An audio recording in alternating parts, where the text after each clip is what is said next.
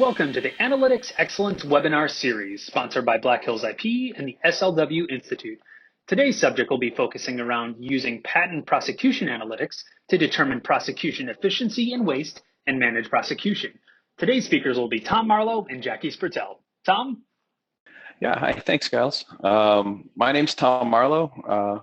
I currently run operations at Black Hills IP and formerly was in-house running the IP department at Fairchild Semiconductor, where managing outside counsel and a decent amount of prosecution was a critical task.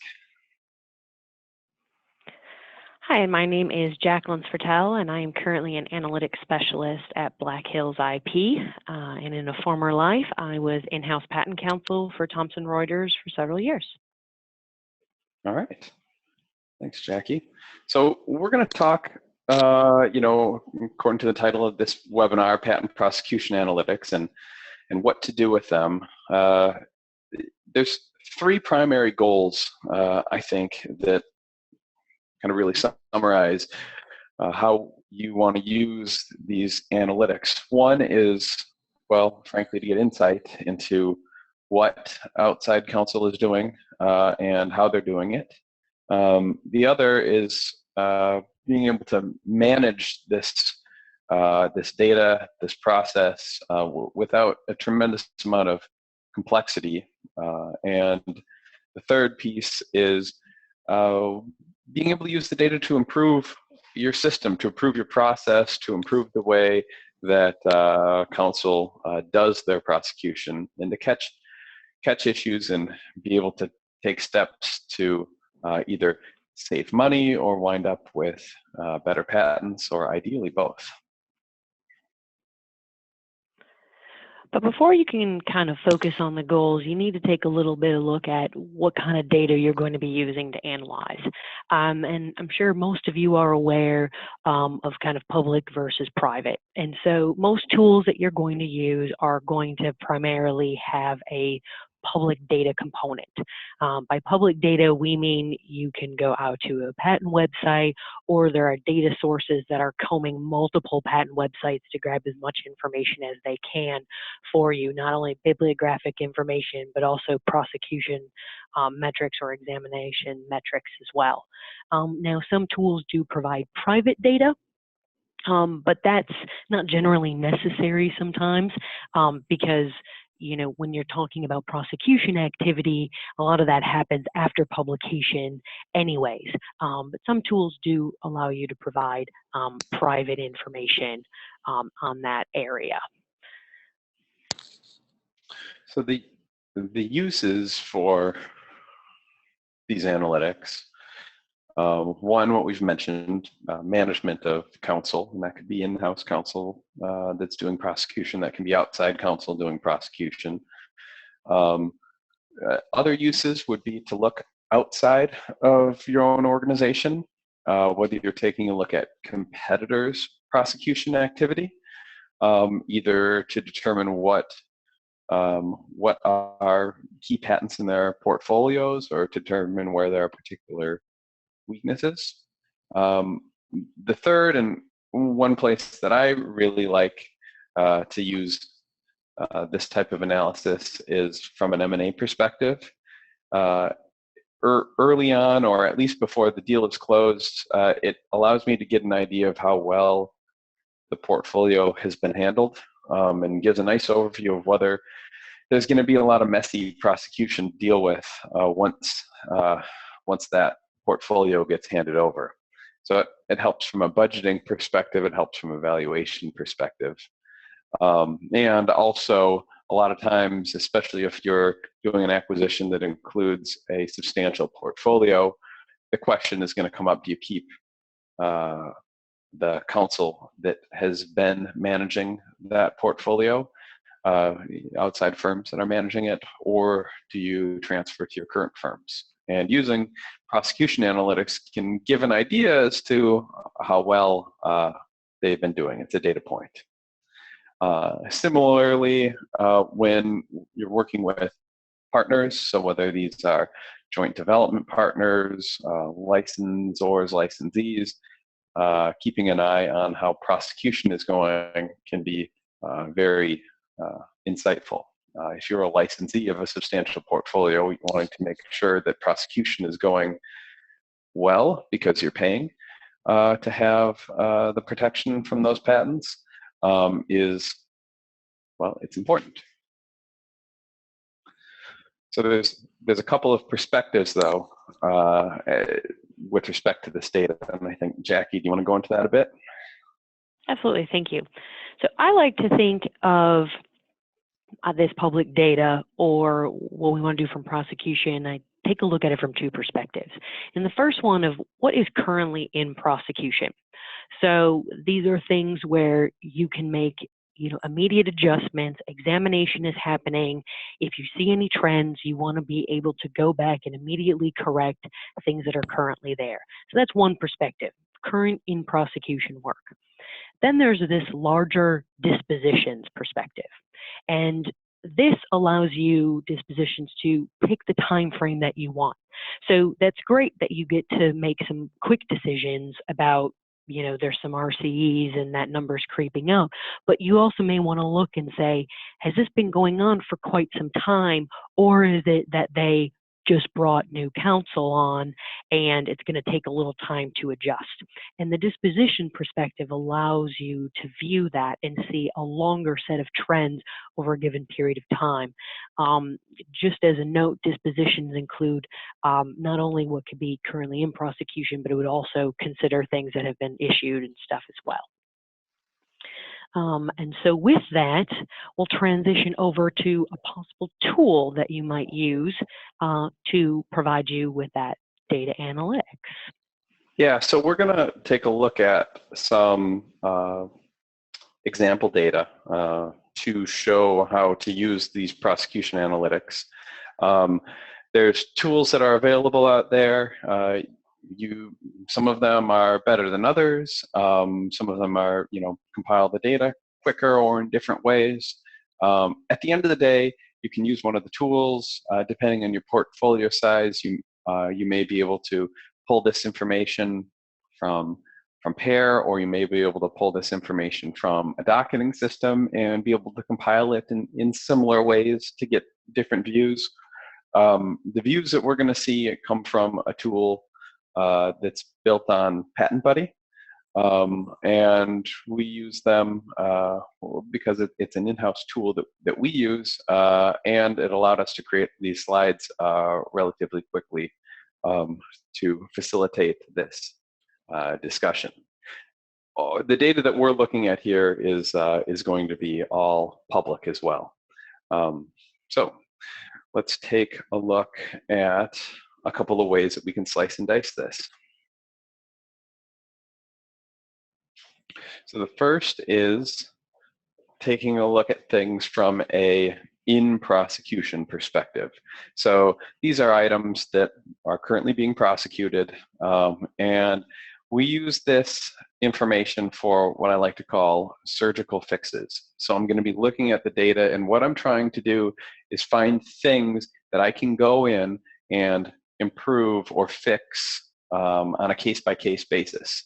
Even if I've got a portfolio of thousands, looking at the analytics is going to help me determine, what are the most issue-prone cases that I've got going on right now. Where can I at least start to try and make an impact on spending and protection?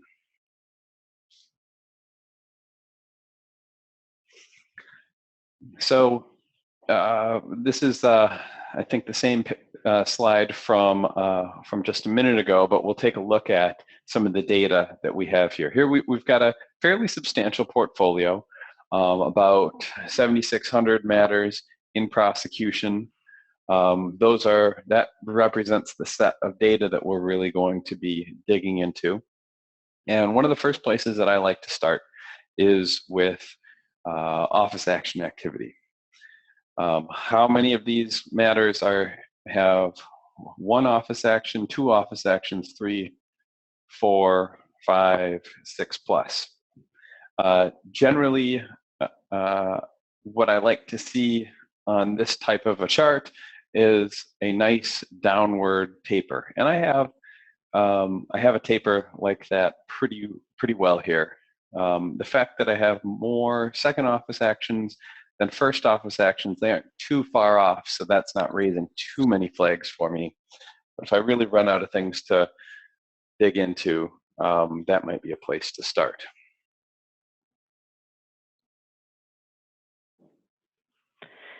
Yeah, and also I like to kind of draw the attention over to the RCE activity as well. And here you can see that the RCE is having one RCE on it's about 2038, have at least one RCE. That's great. But again, you want to make sure, from a trend perspective, it's going down. You don't want to see as many RCEs, 6+ RCEs, even 5 RCEs. So the trend here looks good, but overall, you may want to consider, how many RCEs, and is it a standard practice that RCEs are acceptable, particularly when you're getting into 2, 3, 4 RCEs for one particular matter. And anything else that you see? Yeah, on the RCEs, one other thing is if I'm looking at a competitor or another third-party portfolio, and I see extensive RCE activity or matters with that extensive RCE activity. So let's say this was a competitor's portfolio, and I'm looking at the matters that have 5 and 6+. That might be a signifier of more important or more valuable patents or patent families. So that might be a place where I can start to look at competitors to see where they're placing the value. At least that's where they're spending money. So that's another useful data point. And then the next chart, so the second one down on the left, this lays out number of office action responses with a bar next to it that tells me how many had interview activity. And the trend here, if I can glean any, is that there's only a very little bit early on, and it creeps up a little bit, and then by percentage tends to go up more and more as we get into the 4th, 5th, and 6th office action, where at the 6th we're actually interviewing over half of the matters. So one of my takeaways here, and this actually may be more systemic, is that we might want to front load some of that interview work.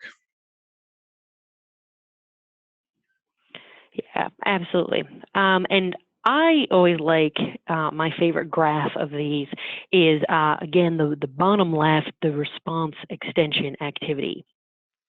This is always a key area where, one, you can reduce your cost right away, whether that's an in-house cost to yourself or outside firms taking extra time. But more importantly, this affects your patent term adjustment. So you want to make sure, from not only a budget perspective, but also prosecution and getting the most term you can out of your patent, or enforceable term out of your patent, to reduce these extensions as much as possible. And again, here, there's definitely a trend downward, which is always good. But again, if you look at this last bar, it says 94 here, so it jumped up a little bit on the 6+ office actions. Now you may think this isn't a ratio. So how do I kind of figure out, how often on the extensions versus the office actions? That's where you kind of visually take a look at the graph above it, where it says office action responses compared to the extension activity. And that's quite telling for me, because yes, they filed 94 extensions when it came to 6+ office actions, but there was only 226 6+ office actions. So that's, shy of 50%. However, I come over to the first office action, and there's about 1,602 first office actions, but almost close to 1,000 at 992 did they take extensions on the first office action? So that also could potentially, when we get talking about disposition and timeframes and systemic problems, you might also want to consider instituting some, internal best practices along with firm best practices, that you try not to take any extensions, or you try to minimize this overall number. Mm-hmm.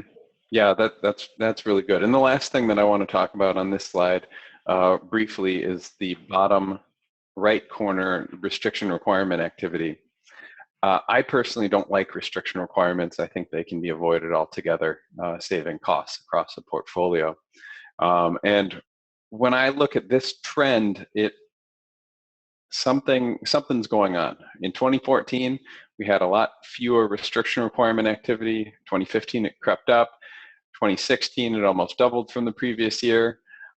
So what I would want to know is this something that's happening across multiple firms? Is it one firm that happens to be writing possibly sloppier claim sets? It gives me a place to start digging into my firms in more detail. And so we can actually take a little bit of a look at some of this detail in the upcoming slides. Yeah, thanks, Tom. And that's actually what we're going to do. So in this tool, you are allowed to pick your counsel. So again, that was talking about the overall portfolio, how it's doing as a whole. So now we want to start saying, okay, how does one firm fare on prosecution to another firm, or even in-house as well. So once we pick the counsel, we are kind of going to go through a couple slides here comparing a few firms to in-house counsel. So here's the first one with firm 1. And here we just took a couple of these graphs. We don't want to go into every single graph for every firm, but here's a little bit of information on there are 211 pending in prosecution matters. And as Tom mentioned earlier, actually, that was probably me on the RCs, if I remember. The trend, again, is going downwards on RCs. So this is good. However, it's still quite high. 35 have at least one RCE. There's quite a few even that have 2, 3 plus on there. Given that this firm only has 211 matters, the number of RCEs seems a little high here. So while the trend is good, and that's something to take to the firm, the counts, however, seem a bit high, so that might be a talking point with them. Then I naturally kind of gravitate towards this interview activity graph. And you see here there are blue bars and red bars, and the blue is the number of matters by responses filed, and the red is of those how many were interviewed. And the trend, it did seem to be going up a little bit. The fourth office action had 11, so that trend was going up a little. The fifth seemed to dip, but then the sixth really popped back up to 19. And for me, I'd almost love to see this graph swapped. So even recommending to the firm that, yes, probably by the 6+ office action, you're really in constant communication with that examiner and doing a lot of interviews. You may want to also kind of have that interview trend be kind of level throughout office actions, or at least peaking earlier on in the office actions. Tom, do you want to handle firm 2 for me? Sure. Yeah. So to begin with, since we were just talking about the interview activity, we can see a stark difference in this firm's interview activity. So what we're looking at here is, Jackie just changed slides, is RCE and office action response / interview activity for another firm prosecuting this portfolio. So without even having to compare side by side, we can see that there's a lot less in the red bars on that lower graph. So clearly there's a lot of room for improvement in driving interviews across within this firm. There's only 11 interviews for the 101 responses. On the RCEs, it doesn't seem too terrible. 50 out of 177 have one RCE, and then that drops down pretty quickly, and I don't have any greater than with 3 or greater. So it's not raising a whole lot of flags, but we've got some improvement on the interview activity. Yeah, so now let's see how in-house counsel does. So again, in this particular portfolio, there's quite a few, over 4,500 on top are pending in prosecution. So clearly this particular portfolio is quite heavy for in-house. So again, you do see that there is a nice trend here that is steeply, going down. They, don't tend to do a lot of 4+ office actions. But again, as Tom pointed out, earlier in the overall slides, even these, 5 and 6+ RCEs, even though there's one matter, those might be ones you want to drill down into and start working with, in-house, internally on how to get those resolved and issued as quickly as possible. But one thing I do want to note that's a little different than the firms before is this quite steep drop between one RCE and 2. So I would see here that there's a little trend in-house that one RCE is acceptable, but they try incredibly hard not to go to that second and definitely not the third RCEs as well.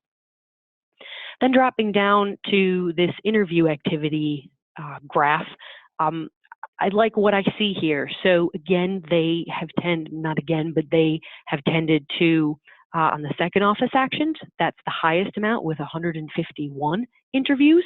So the trend here does tend to peak earlier than firm 1 and 2. And that is good. The only thing I would really recommend here is that these numbers get a little higher, particularly in the first and second office action areas. I'd like to see those amounts raise up, but the trend is overall better compared to firm 1 and 2 on those. And that kind of ends our in-prosecution piece, and now we're going to spend a little bit of time talking about all dispositions. How I look to think about all dispositions is you're no longer focusing on what's currently in front of you. Now you're looking at a larger picture. And this allows you to be able to determine any systemic fixes that might need to take place. So Tom was talking about surgical fixes, something you need to get in there right away, look into, and effect change immediately on that one particular matter. All dispositions with this larger time frame allows you to step back and say, okay, is there anything firm-wise or in-house-wise that has been happening for quite some time, or is it just recently that a systemic problem has occurred on those? And so with this, we're now going to transition over to showing a 4-year date range. So again, some of these graphs look very similar, but it's not just having pending applications. This includes all dispositions for the past 4 years. So Tom, anything you see that kind of jumps out at you? Well, the first thing that I see when I look at this is taking a look at the office action activity, the upper left-hand chart. I see what is mostly a nice taper downward to the right. 2200 first office action, 1600 second, and down to 566 fifth office actions. What seems odd to me is the jump into the 6+ office action range, meaning that I've got a lot of cases, more than are sitting in 5th office action that have gone 6 or more office actions out. When I look at that type of information, I see dollar signs because that's very expensive.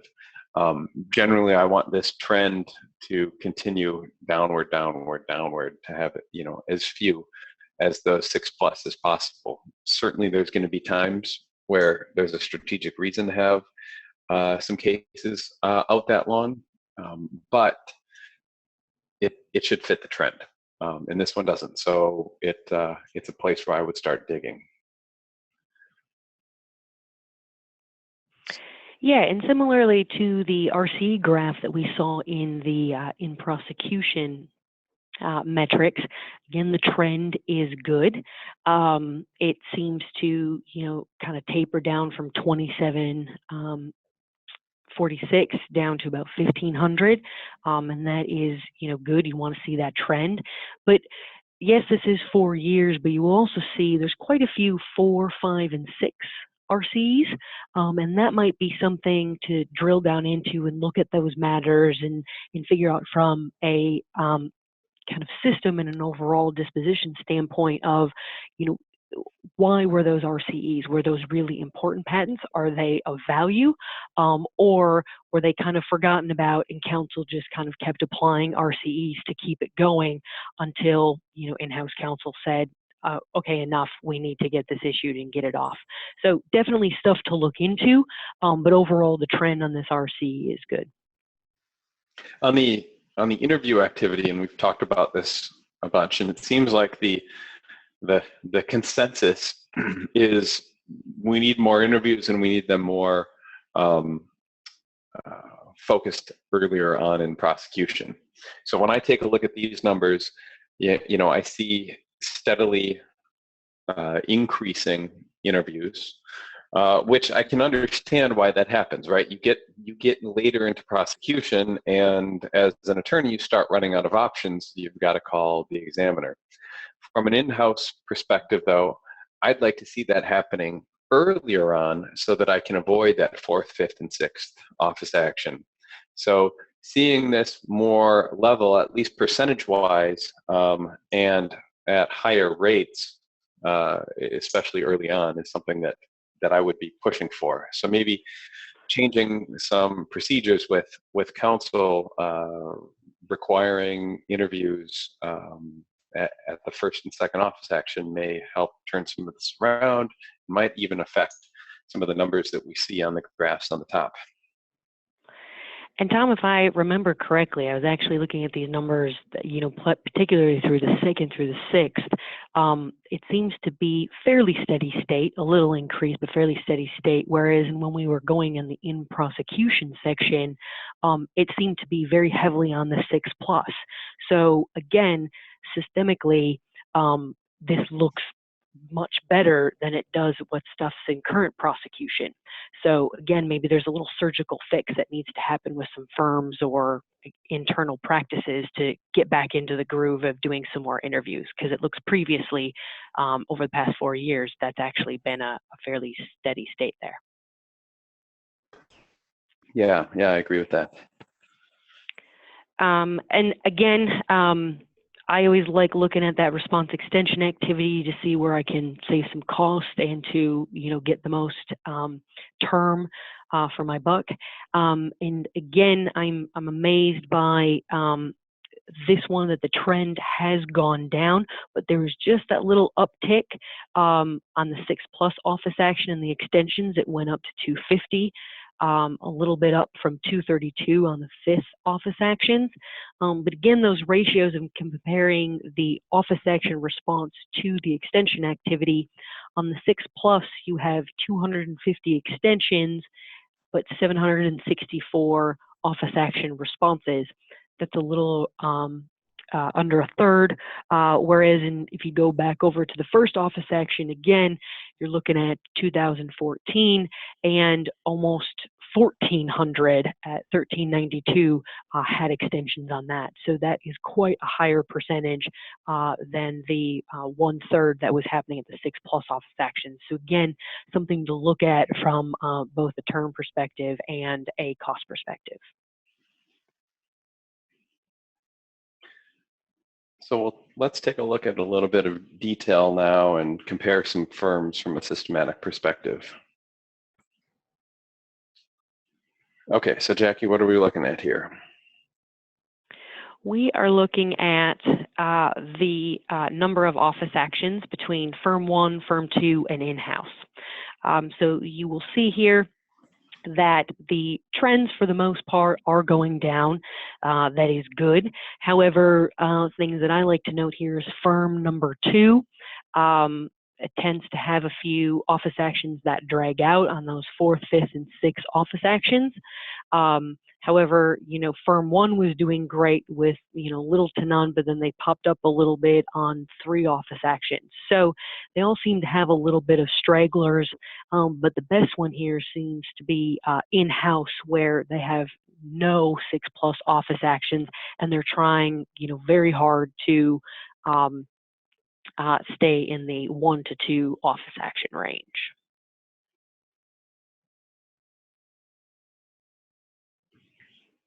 Okay, so let's take a look at RCE activity. Here we're comparing 2 firms and in-house again. When I take a look at this data, I don't really, no real firm specific issues jump out at me. I see firm 1 is doing a few more RCEs in the third, fourth, and fifth. That might be a little bit concerning.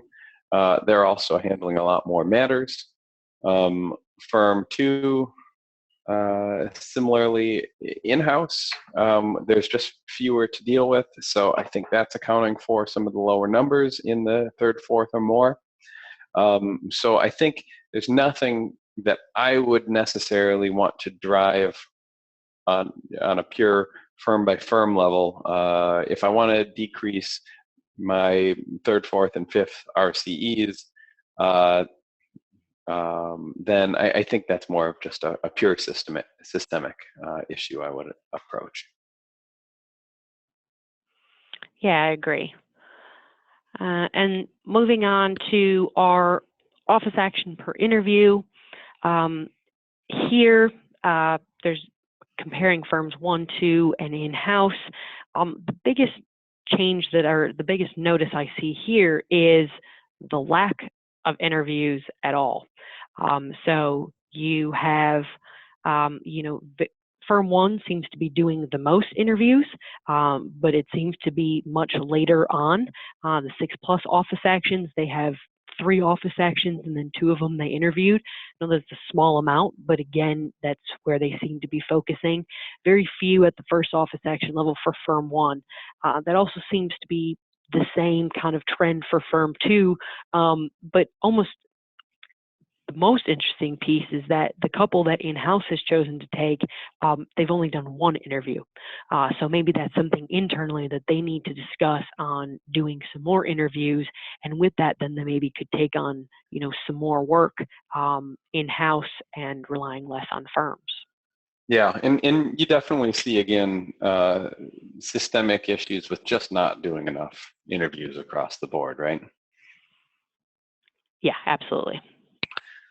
And when we're looking at our allowance rates across each of our firms, again, the nice thing is that each firm and in-house appears to be prosecuting to allowance fairly similarly. So I feel good about that there's consistency across the firms. The biggest thing takeaway here would probably be just with the relatively large quantity of 0 office action allowances. So obviously these are great from a budgeting standpoint, because we don't even have to get to the costs of an office action response. But I think this is more than I would expect. And so it's something that I want to dig into. Are these the result of heavy continuation activity, where the claim sets are pretty much ready for allowance by that time? We've gone through a lot of prosecution. Okay, then I can get comfortable with it. Or is this the result of writing claims that are too narrow to begin with, and just make it too easy for an allowance to happen, and I'm probably giving up some claim scope, which is something that I'd want to avoid. So again, any of this analytic data is not necessarily conclusive in and of itself, but it gives you a place to start digging and better understand how things are operating. Yeah, and another area to dig into is restriction requirements. And Tom mentioned that it's a pain point for him, and the restrictions are, in in his view, unnecessary, and I agree with him on those. And so with this graph, you can kind of compare the firms again in-house. And if you're just looking at the numbers here, you can see 383 restriction requirements for in-house.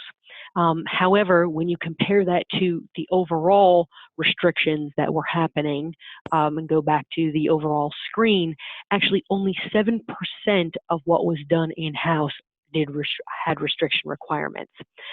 Firm 2 came in second place, even though they had 17 restriction requirements. Actually, compared to the overall portfolio percentage that they had, only 8% of their stuff had restriction requirements.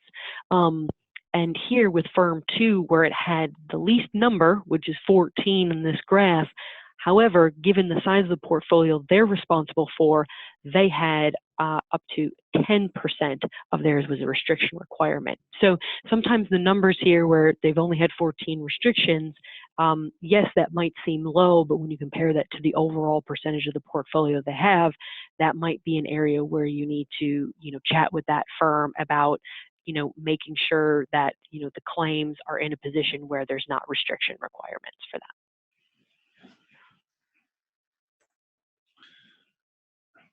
So in this slide, we're taking a look at the comparisons of the firms in the in-house based on the amount of time a response leads to an allowance. So the amount of the time one office action response leads to allowance, or it takes 2, or it takes 3, or it takes 4, or it takes 6 or more.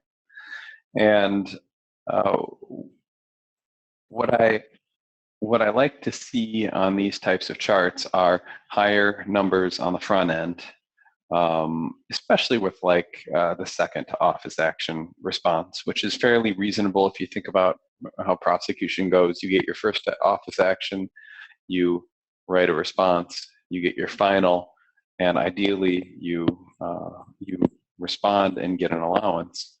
It's kind of an ideal path to go. You don't have to go into RCE. And so I like to see a larger percentage on the first and second, and I like to see it then, I guess, just relatively, those are where they should be heavier. Firm 1 looks pretty good. Firm 2, their highest percentage of allowances isn't until you get to 6+ office actions. That has me a little concerned. So this signifies that there's something going on here. Either they're handling very complex stuff that just takes longer to explain to the examiners, or they're kind of taking it easy on their office action responses, and not really pushing too hard to get an allowance early on. So my biggest takeaway from this slide is we probably have to take a look at what's going on with firm number 2 and see if things need to get shored up a little bit. And the last set of charts that we saw in the overall portfolio, and now here compared with firm 1, 2, and in-house, these are the extension activities. So here, all of the trends are generally downwards. Firm 2 did dip a little bit on the 4th office action, come back up a little bit on the 5th, and go down on the 6th again. However, overall, the trend is that they go down in number.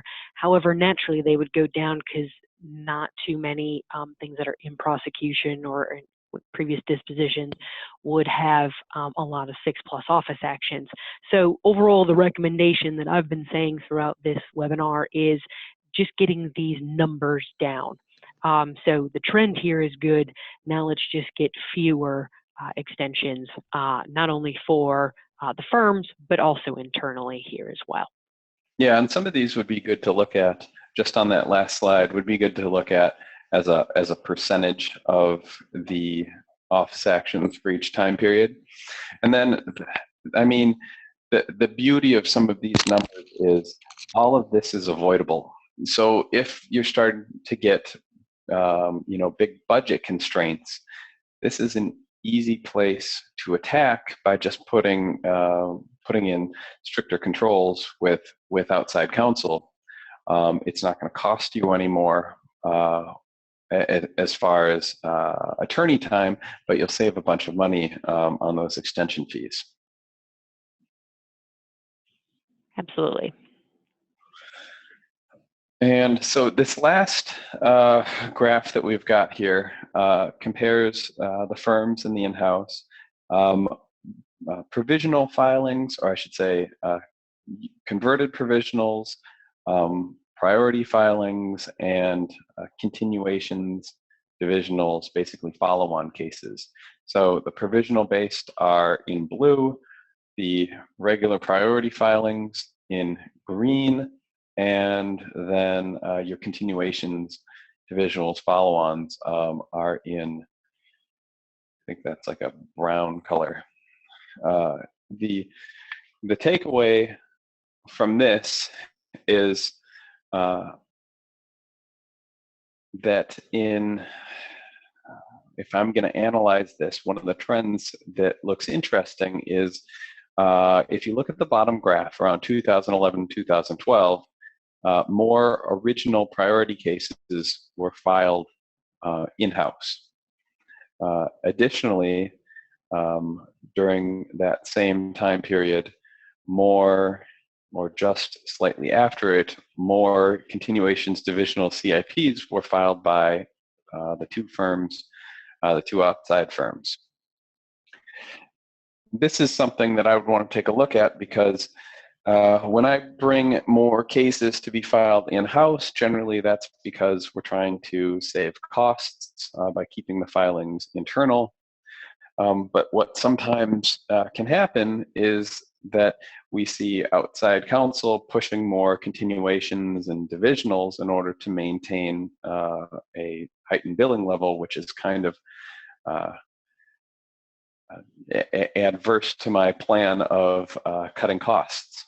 So this would tell me, okay, I did a good job of keeping costs down from a filings perspective, but outside counsel found a way to keep their billing up, and that might be something that I want to address. And from there, that pretty much concludes some of the analysis around prosecution that we're discussing today. And we showed a lot of charts and graphs out of this particular tool, Patent Buddy, that we like to use. And like I said, some of this information can be gleaned out of docketing systems or by compiling data, especially if you don't need all the charts. If there's a particular data point that you're looking for, whether it be interview activity or RCE activity, you don't necessarily have to use an analytics tool with the fancy graphs, but if you have it available, it does make it quick. So with that said, I think we can open up the floor to questions.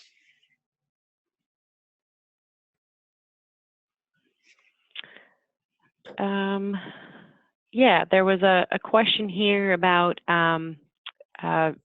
you know, does anyone sell these kinds of analytic services? And yes, you know, SLW, you know, I believe does it for clients, and Tom, you can correct me if I'm wrong on there. That's an offering they do, but Black Hills IP also can do the services as well. And you can, I believe there's a contact somewhere through our webinars where you can reach out and someone will get back to you on those, or that might even be on the survey as well if you want to be contacted. Yeah, that's right. Both of the sponsoring companies will provide these services, and both use the tool that displayed all the Patent Buddy tool with the graphs that we're showing here, so you'd have access to the same analytics.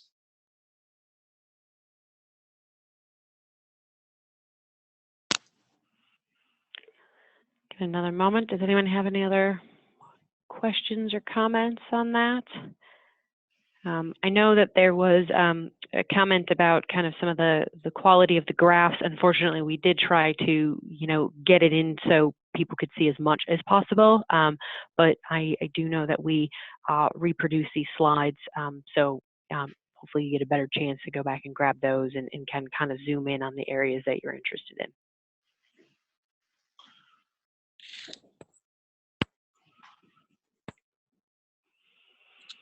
So we got another question, which is, can these tools be used in trying to select a firm? The answer here is yes. You have to do a little bit more legwork on the front end in order to use tools like this to select a firm, which is a good idea.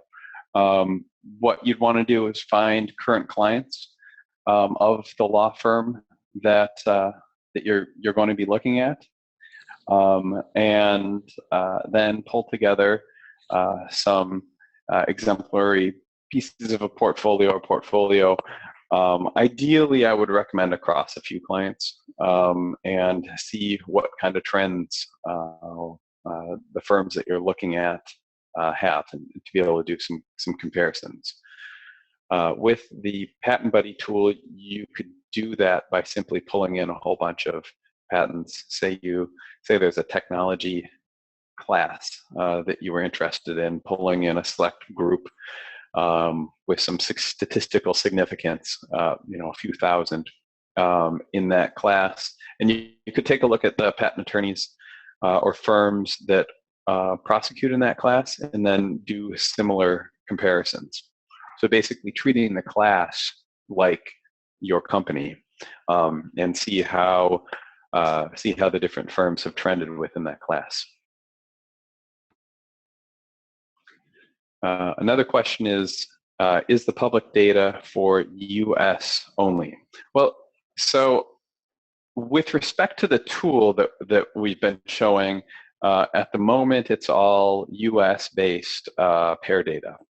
If you're going to be doing this analysis, say in-house at your corporation, and you're going to be using the data from your docketing system, then you could leverage more than just US data for some of these analytics.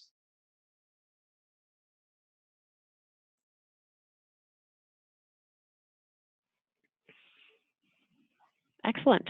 I think that is all of the questions we had for today. Thank you guys very much.